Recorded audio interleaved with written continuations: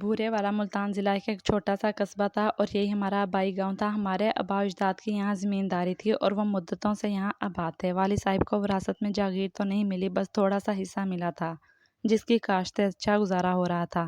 تاہم ایک چھوٹا زمیندار بھی لگن کے ساتھ اپنی زمینوں کی آبیاری کرتا رہے تو نصف عمر گزارنے تک وہ بہت خوشحال ہو جاتا ہے اور کافی رقم جمع کر سکتا ہے۔ بات بس طریقے اور سلیقے سے زندگی گزارنے کی ہے۔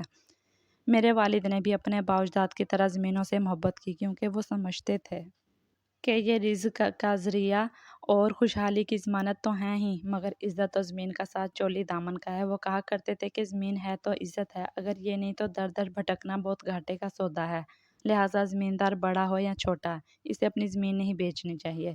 تبھی والد صاحب نے کبھی ملازمت کا نہیں سوچا۔ سال بھر کا اناج اور کپاس کی فصل سے اتنی آمدنی ہو جاتی تھی کہ گھر میں کسی شے کی تنگی نہ تھی۔ بینک بیلنس بھی اتنا رہتا، چاہتے تو کاروبار کر سکتے تھے۔ دوست مشورہ بھی دیا کرتے، مگر وہ کہتے کہ زمیندار کو زمینداری ہی راس آتی ہے۔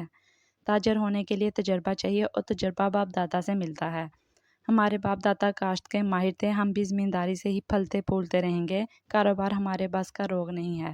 وہ یہ بھاشن اور لمبی تقریریں جب ہم بچوں کے سامنے کرتے تو ہمیں بڑی بیزاری ہوتی، خاص طور پر بھائی کو، جنہیں زراعت سے ذرا بھی دلچسپی نہ تھی۔ اسے تعلیم حاصل کرنے اور شہر جانے کا شوق تھا۔ والد صاحب تعلیم کے خلاف نہ تھے، انہوں نے سب بچوں کو تعلیم دلائی، لیکن وہ اپنے آبائی علاقے کو چھوڑ کر شہر جانے کے ہرگز قائل نہیں تھے۔ جب میں نے میٹرک پاس کر لیا تو والد کو میرے بیاہ کی فکر ہو گئی۔ انہوں نے جھٹ پٹ اپنے قریبی عزیز کے بیٹے کے ساتھ میری شادی کر دی۔ جب میں دلہن بنی، عمر 17 سال تھی۔ میرے شوہر کی بھی تھوڑی سی راضی تھی، اپنی ہی زمین پر سڑک کنارے چند دکانیں بھی تھیں۔ سسرال والے امیر بھی نہ ملے، مگر جیسا میکے میں خوشحال سیٹ اپ تھا ویسا سسرال میں بھی تھا۔ سب سے بڑی بات یہ کہ شوہر محبت کرنے والے تھے۔ شادی کے سال بعد ہی مجھے بچوں نے گھیرنا شروع کر دیا۔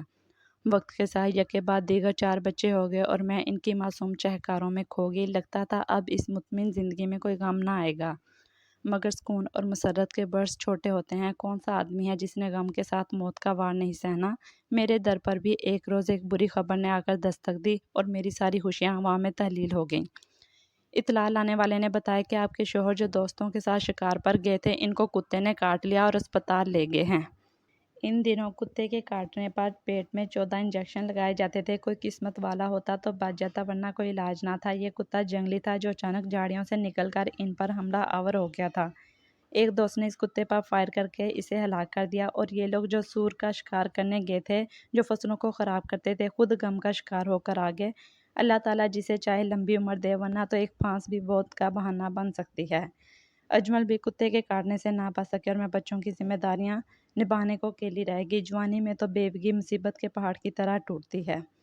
ہمارا سارا اثاثہ میرے شوہر تھے، اپنے پیچھے وہ جو اثاثہ چھوڑ گئے، اس میں بھی قانوناً ان کے رشتہ داروں کی شراکت موجود تھی۔ بچوں کے حصے میں جو کچھ آیا زیادہ نہ تھا، بس گزارا تھا۔ انہی دنوں میرے بھائی سالار کالج کے تعلیم سے فارغ ہو گئے۔ ابا جی نے اس کو کھیتوں کی دیکھ بھال پر لگانا چاہا، مگر اس نے انہی دنوں تعلیم مکمل کی تھی اور نیا نیا شہر سے آیا تھا۔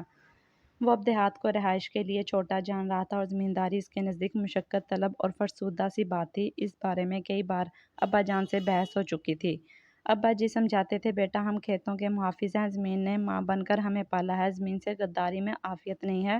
میرا کہا مانو، اپنی زمینوں کی دیکھ بھال کرو اور ملازمت کا خیال چھوڑ دو۔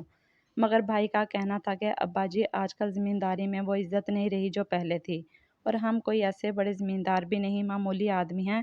اگر ہم زمینیں بیچ کر بزنس کر لیں تب ہی آج کے دور میں کچھ بن سکتے ہیں۔ آج کل ہر شخص دولت کے پیچھے بھاگ رہا ہے، بلکہ دولت کے پیچھے نہیں، عزت کے پیچھے بھاگ رہا ہے۔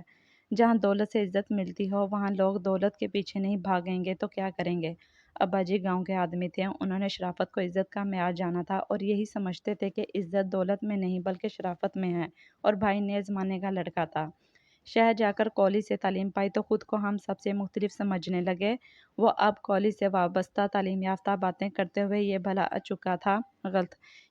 چکا تھا کہ ہر خاندان کی اور خاندانوں سے قوموں کی جڑیں اس دھرتی میں پیوست ہوتی ہیں جہاں ان کے آباء و اجداد نے صدیاں گزاری ہوتی ہیں۔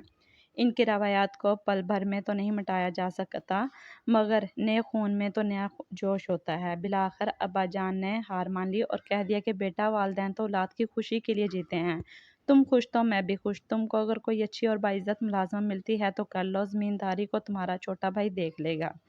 ابا جی ملازمت جب بھی اچھی مل گئی کر لوں گا، فی الحال تو میں بزنس کرنا چاہتا ہوں اور شہر میں رہنا چاہتا ہوں، اور آپ جانتے ہیں کہ کاروبار شروع کرنے کے لیے سرمایہ چاہیے۔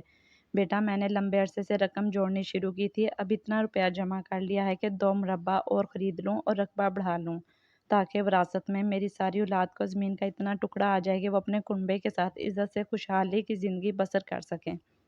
یہ سن کر سلار رو پڑا کہ وہ ترقی کرنا چاہتا تھا، کہتے ہیں بڑوں کے دل بڑے ہوتے ہیں۔ سو والد بولے تمہاری خوشی کے لیے میں سرمایہ کاروبار کے لیے تم کو دے رہا ہوں، لیکن دھیان رہے کہ اس کو ایسے کاروبار میں لگانا کہ پیسے ضائع نہ ہونے کی ضمانت رہے۔ تم کو کاروبار کا تجربہ نہیں ہے اور برے لوگوں میں پھنس گئے تو منافع دور کی بات اصل زر سے بھی جاؤ گے۔ بھائی یہ سن کر خوش ہو گئے، کہا ابا جی میرا یقین کیجیے، روپے کو محفوظ جگہ لگاؤں گا اور ساتھ ملازمت بھی تلاش کروں گا، آپ بس دعائیں دے کر مجھے شہر رخصت کیجیے۔ آپ کے مشورے کے بغیر کوئی کاروبار شروع نہ کروں گا۔ اس کے بعد سلار کئی بار شہر گئے اور واپس آئے، ان کو معقول ملازمت نہ ملی۔ اعلیٰ پوزیشن میں BSc کا امتحان کیا تھا، وہ ایسی ملازمت ڈھونڈ رہا تھا جس میں عزت ہو۔ ہم جس بات کو آسان سمجھ رہے تھے اتنی آسان نہ تھی۔ جب ملازمت کی تلاش کو سلار نکلا تو ہر جگہ بھاری رشوت چاہیے تھی، تو کہیں علاقائی تعصب، شہری لڑکوں کے مقابلے میں ایک دیہاتی لڑکے کے لیے اچھے عہدے کے حصول میں کافی دقتیں درپیش تھیں۔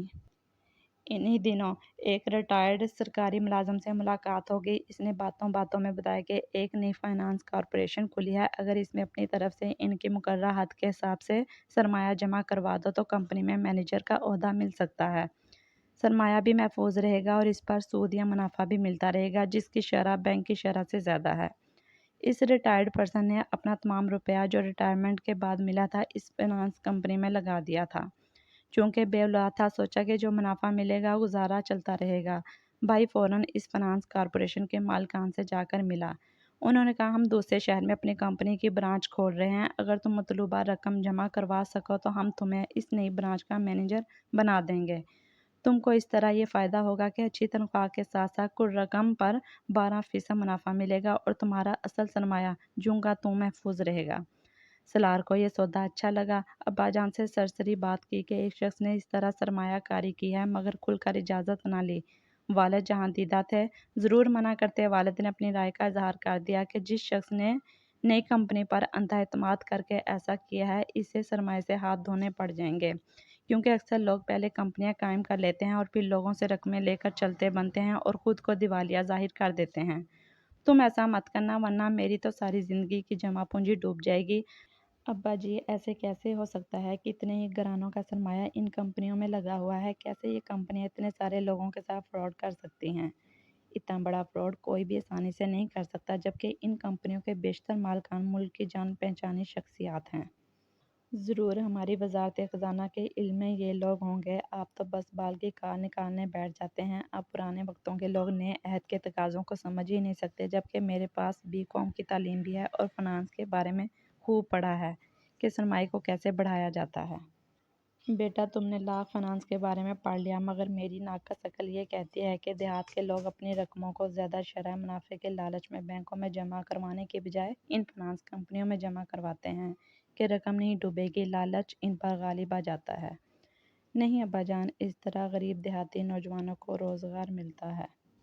وہ خود اور اپنے رشتہ داروں کو باور کروا کر ان کی رقوم بھی لاتے ہیں تو یہ کمپنیاں مضبوط ہو جاتی ہیں، ان کی رقوم نہ صرف محفوظ ہو جاتی ہیں، کاروبار چڑھ پڑنے کی بدولت وہ بعد میں جب چاہے نکلوا بھی سکتے ہیں۔ ابا جی نے مزید اسے سمجھانا وقت کا ضیاع جانا، وہ بھائی کے سامنے بے بس ہو گئے، سمجھ گئے تھے کہ یہ نادان منہ کے بل گرنے والا ہے۔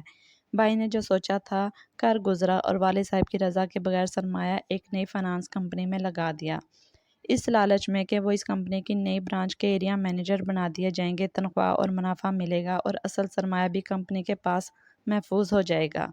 اور ایسا ہی ہوا، بھائی نے روپیہ کمپنی کے حوالے کیا، نئی برانچ میں ان کو مینیجر لگا دیا گیا، تنخواہ ملنے لگی اور منافع بھی۔ 4-5 ماہ تو بڑی خوشی کے گزرے، کمپنی نے گاڑی بھی دے دی، بھائی کی شادی کی بات پکی ہو گئی، اب مینیجر تھے، اچھی تنخواہ اور گاڑی بھی تھی، برانچ میں میرا بھائی سفید و سیاہ کا مالک تھا، ان کے دستخط کے بغیر کوئی رقم نہ نکل سکتی تھی۔ انہی دنوں مالک نے کمپنی خسارے میں دیکھ کر ملتان کی ایک اچھی سیاسی فیملی کو فروخت کر دی۔ نئے مالک نے سالار کو کہا کہ تم اگر اتنی رقم اور جمع کروا دو تو تم ہی کو ایریا مینیجر بنا دیں گے۔ باپ کی جمع پونجی اور رشتہ داروں کی رقم کو وہ پہلے ہی کمپنی کو جمع کروا چکا تھا۔ اب ایریا مینیجر کوئی اور بن جاتا، یہ اس کو گوارا نہ تھا، لہٰذا وہ سوالی بن کر مجھ بیوہ کے پاس آیا اور مجھ سے اپنی مشکل بیان کر دی۔ اپنے ماں جائے کا سوالی چہرہ دیکھ کر میں شش و پنج میں پڑ گئی۔ ایک طرف بھائی نے جھولی پھیلائی تھی، دوسری جانب میرے یتیم بچوں کا سوال تھا۔ میرے پاس ان کی تعلیم و تربیت کا کل اثاثہ اور میرے زیورات ملا کر مشکل سے 7 لاکھ بنتے تھے۔ اگر بھائی کو یہ اثاثہ نہ دیتی، ڈر تھا کہیں اس کی محبت سے ہاتھ نہ دھو بیٹھوں۔ بابا بوڑھے ہو رہے تھے، ان کے بعد مجھے بیوہ کی داد رسی کرنے والا یہی بھائی ہی تھا۔ میرے انکار سے بھائی کے دل پر ملال آ جاتا، یہی سوچ کر میں نے اس کو رقم دے دی اور اپنے یتیم بچوں کا حق اس کی جھولی میں ڈال دیا کہ رقم جمع ہو جائے تو محفوظ رہے گی اور باوقت ضرورت واپس مل جائے گی۔ سالار کی خوشی کا ٹھکانہ نہ تھا، وہ پھولے نہ سماتا تھا۔ ایک استدعا کی کہ فی الحال ابا جی کو کچھ نہ بتانا۔ بھائی کو ایریا مینیجر بننے کی خوشی تھی تو میں بھی اس میں خوش تھی کہ اس کا ترقی کی منازل طے کرنے کا خواب پورا ہو رہا ہے۔ ہم نے ابا جی سے مشورہ نہ کیا بلکہ ان سے بات چھپائی تو خوشی راس نہ آئی۔ جلد ہی آس بھرے خوابوں کی الٹ تعبیر سامنے آ گئی۔ کمپنی کے فراڈ مالکان کل رقم نکلوا کر بیرون ملک چلتے بنے، میرے یتیم بچوں کا اثاثہ چھین گیا اور میرے بھائی کا مستقبل بھی ڈوب گیا۔